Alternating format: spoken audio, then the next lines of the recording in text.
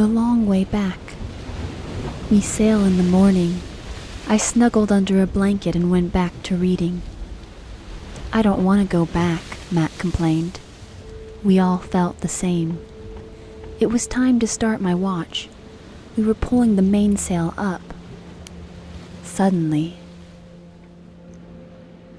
Drake and me. Arg! Someone shouted in pain. It was Rado. He needed help. I'd never moved so fast. The skipper was sitting in the galley, growling with pain. His left leg was bent at an unnatural angle. What happened? I helped him up. It's my spine, he said. I must have not kept warm enough. The fucker's spasming again. I'm sorry, kid. He looked at me. You're going to have to take over from here. I took a deep breath. This was what I'd come all this way for, wasn't it? I looked at the worried faces of the crew and realized that their safety was suddenly in my hands. I'd manage, no matter what. I took the wheel and decided not to let it go. This was my job, and mine alone.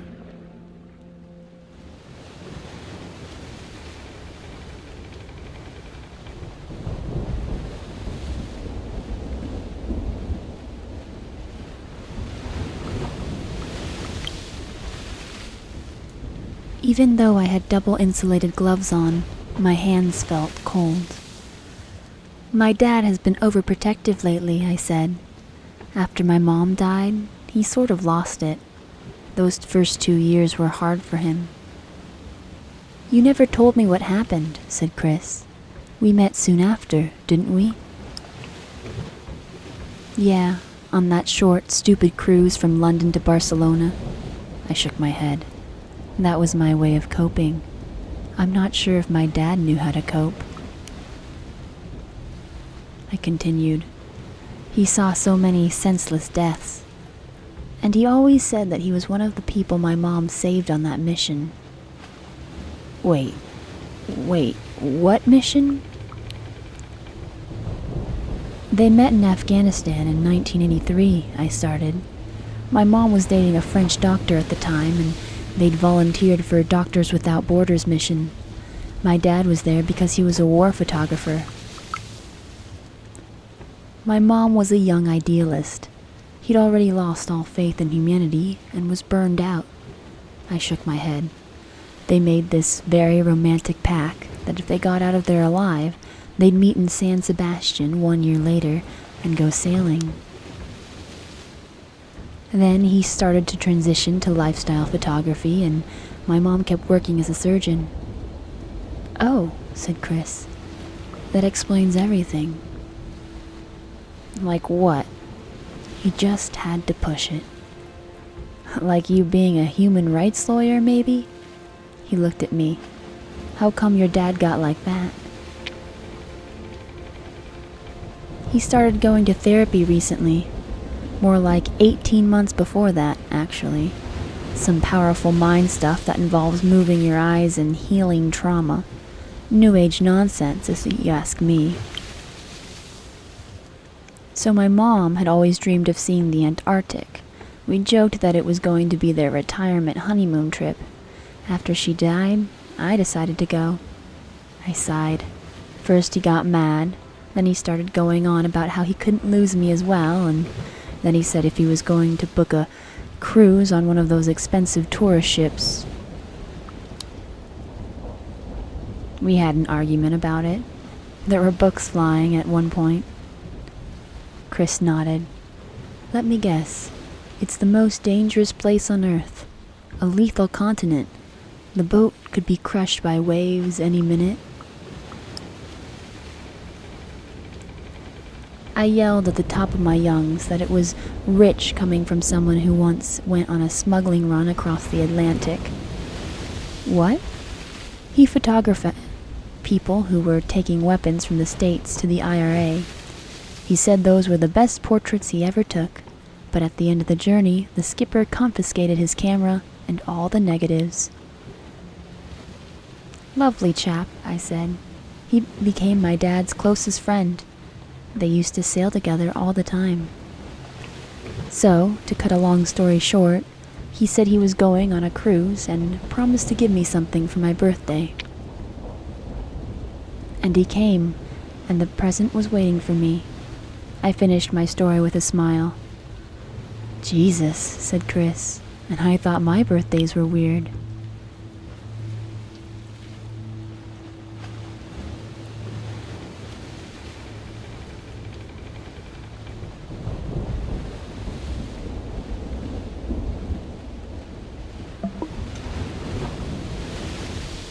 Scanning the sea for danger, a perfect mix of boring and stressful.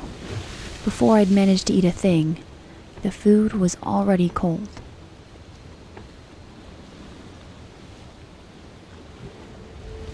Standing behind the wheel and watching the sea, I heard the sails singing above me. I was in charge, and everything was going just fine. I felt good. I hid in the cabin, make us some coffee. It was no walk in the park. Captain's log. The weather wasn't as mild as we'd expected, and suddenly my responsibility for the other crew members became very palpable. I didn't see it before, but I'd mostly been caring for myself. My watches, my sleep, my personal space. Now that that was gone, replaced by a strange, protective instinct. Was I changing? It felt surprisingly good, and I think I liked the woman I was becoming. Less focused, but more grounded. David wasn't even trying to hide the fact that he didn't respect my authority. Suddenly, small things that I was somehow impervious to before, like commenting on what I said, not wearing proper gloves, and avoiding cleaning, started to escalate because they all required my reaction. I was patient. I don't know how I found the energy to stay patient, but I did, until I was forced to react. I was behind the wheel and David decided to go out without clipping on the jackstay.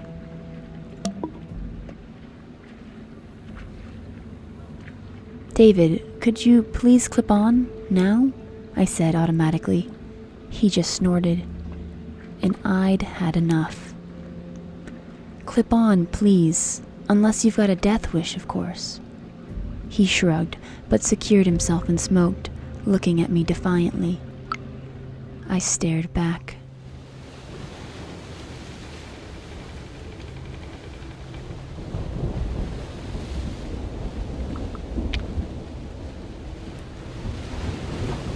I pulled the ropes as hard as I could.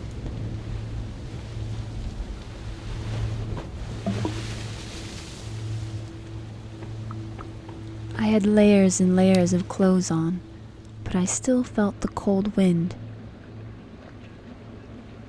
For a while, birds were following us. Maybe some of them would fly us up to the Horn. I looked back. We sailed on, leaving Antarctica behind. I realized that once again I'd pushed everyone away and taken on everything by myself. I should have asked the crew for help, but I didn't. The icebergs were thinning out, and soon they would also disappear behind the horizon.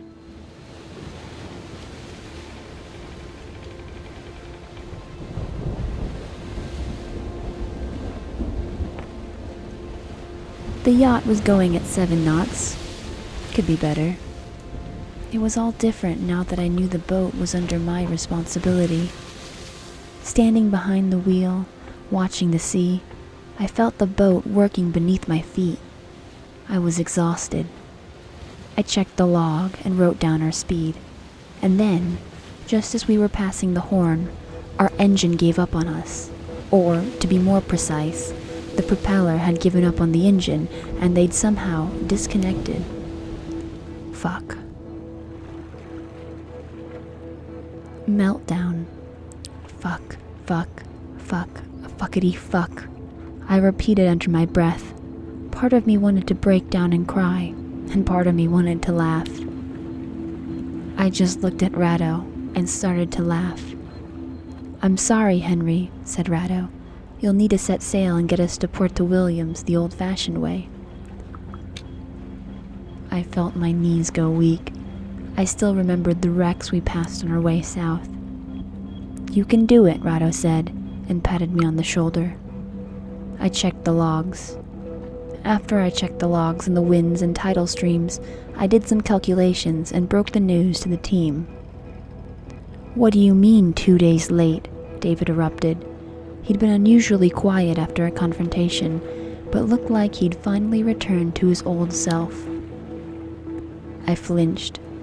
"I mean that we've lost the propeller, and we're going to have to use the sails to get to Puerto Williams, which means we'll arrive 2 days later than planned," I snapped.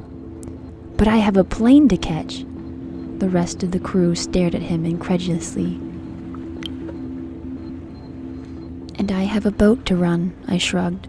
"So prepare to go on deck, please. We'll need help with the ropes." I gave David a long, hard look. He deflated. There were more pressing matters to deal with. I'd never sailed such turbulent waters, knowing that I had to rely on wind power and tidal currents alone. There was something primordial in it. Standing with my feet rooted to the deck and my hands on the wheel, at one with the boat, I was terrified. We caught a favorable wind, and the boat started gaining speed. Too much speed. It was risky. I was working hard. On a boat, everyone had to work hard. I spotted something in front of the bow, but it was just a drifting plastic bag. I just wanted to sleep. Suddenly, the wind changed. The sails luffed. We were going slower and slower. We were going slower and slower. Everyone was tense and restless. The landing at Puerto Williams wasn't smooth. I cursed, sweat, and bit my tongue at least a dozen times before I managed to get her to do what I wanted and moored. It didn't help that there were people on the shore clearly watching my desperate efforts and discussing them. Puerto Williams. I think I was too preoccupied with not crashing the boat. "I know who you are." I jumped, hearing David's voice. "You're the daughter of Henry Taylor, the photographer." I corrected our course and said nothing. "I love his pictures, and I hoped that—" He shrugged. "I don't know. You'd be easier to like?" It was too much, and I just started laughing. I laughed, and after a while, David joined me. When we docked, I was still chuckling. We got Ratto out and into the waiting ambulance. He protested and tried to convince us he was feeling better, but we weren't having any of it. We welcomed the Chilean mechanic and driver on board, and we managed to attach our spare propeller to a shaft underwater. Then we set sail to Ushuaia. Suddenly it hit me. I was the skipper of the boat now. I felt like I'd grown 3 inches. And for someone who was 5'3", that felt damn good. The weather on this last part of our trip was absolutely amazing, as though nature had bided her time until the perfect moment presented herself for her to show us her splendor and make sure we never forgot that experience. I appreciated the chance to take off some of the Antarctic gear and feel the sun on my skin. Penguins swam alongside the yacht. Clouds flowed across the horizon. Chris brought me some coffee. "How does it feel, Captain?" he asked. "Great," I answered. Well, it wasn't all that bad. "How's David?" I asked. "He's refusing to come out of his cabin and wants us to leave him alone." I sighed.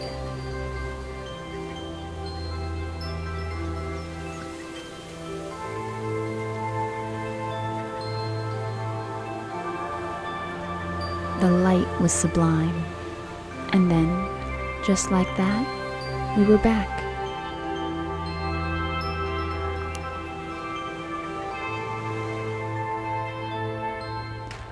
Back in Ushuaia. We moored, cleared up the boat, packed our things, and made sure nothing was left behind. As I was packing my bag, I found the manila folder hidden away underneath everything. I put it down on the table next to the box containing the keys. A noble cause, I thought. Tedious, long, stressful, but noble nonetheless. People would depend on me. People would look up to me because they needed my help. The reliable, responsible Henry Taylor. I read the note again from my dad. It's called Sea Fever, and it's moored in St. Catherine's docks. This case would skyrocket my career. There had already been whispers about political parties wanting to court me.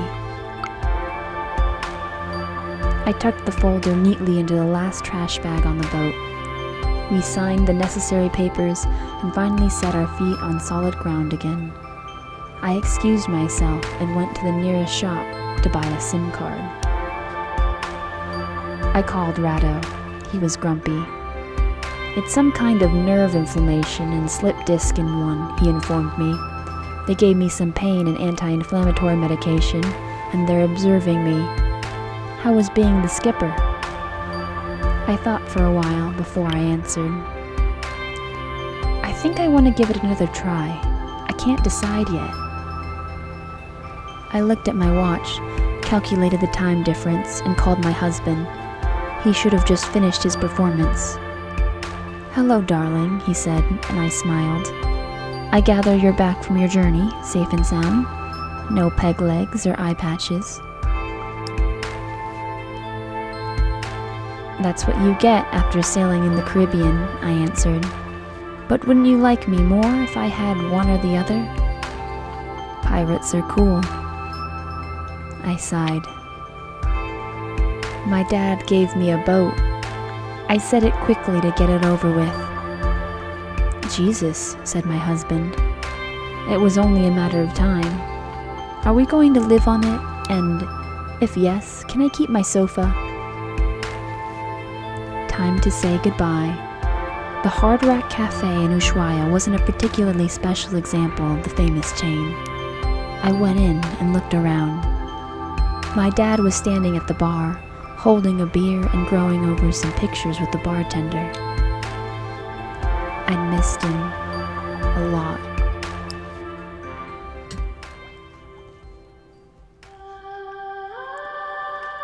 Finally, they met in Ushuaia. Henry went back to photography and he works alone. Henriette didn't take the case. She couldn't resist the call of the sea.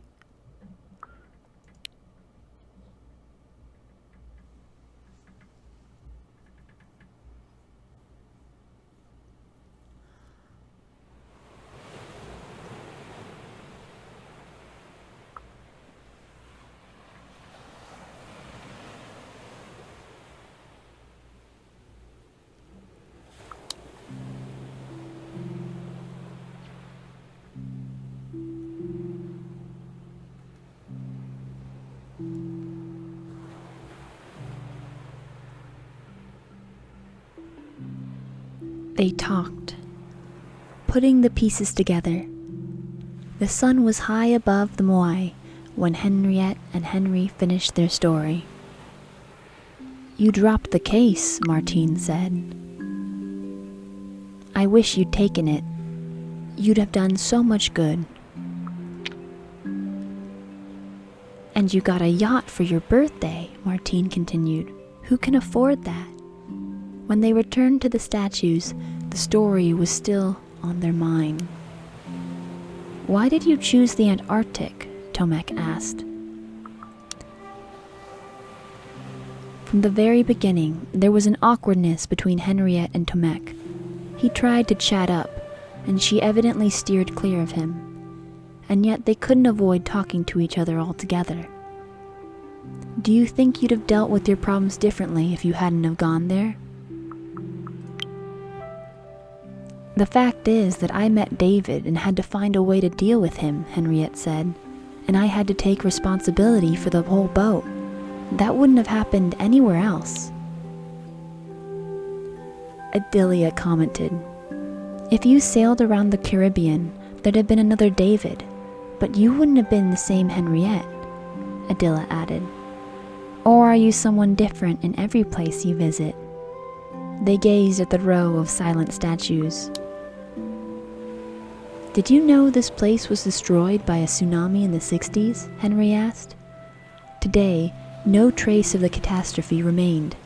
All the moai that had been shattered or dragged inland by the waves now stood proudly in the sun, restored to their former glory.